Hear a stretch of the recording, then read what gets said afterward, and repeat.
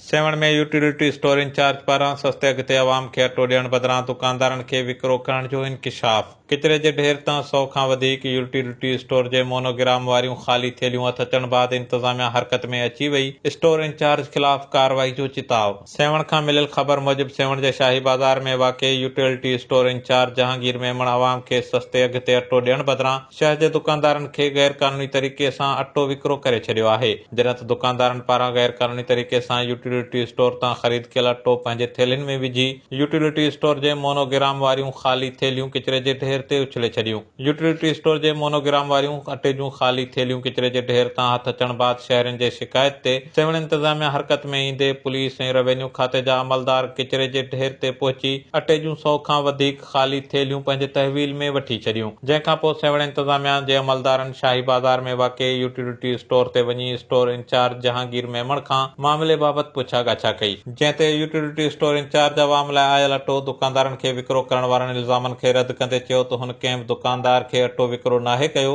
जॾहिं त किचिरे जे ढेर तां हथ आयल 100 खां वधीक यूटिलिटी स्टोर जे मोनोग्राम वारनि ख़ाली थियल थेलियुनि जे बारे में खेसि का बि ॼाण नाहे। ॿिए पासे असिस्टेंट कमिश्नर सेवण जे ऑफिस सुपरिटेंडेंट अब्दुल लतीफ़ सोलंकी सहाफ़ियुनि सां ॻाल्हाईंदे ॿुधायो त यूटिलिटी स्टोर ते अवाम खे रिलीफ ॾियण लाइ सस्ते अघ ते शयूं विकिरो कयूं वञनि थियूं, पर यूटिलिटी स्टोर वारा अवाम खे रिलीफ ॾियण बदिरां सामान दुकानदारनि खे विकिरो करे रहिया आहिनि। हुन चयो त किचिरे जे ढेर तां 100 खां वधीक यूटिलिटी स्टोर जे मोनोग्राम वारियूं अटे जूं ख़ाली थेलियूं हथ अचण बाद मामले जी जांच कई पई वञे। जेकॾहिं यूटिलिटी स्टोर इंचार्ज मुलविस निकितो त उन ख़िलाफ़ सख़्त क़ानूनी कार्रवाई कई वेंदी।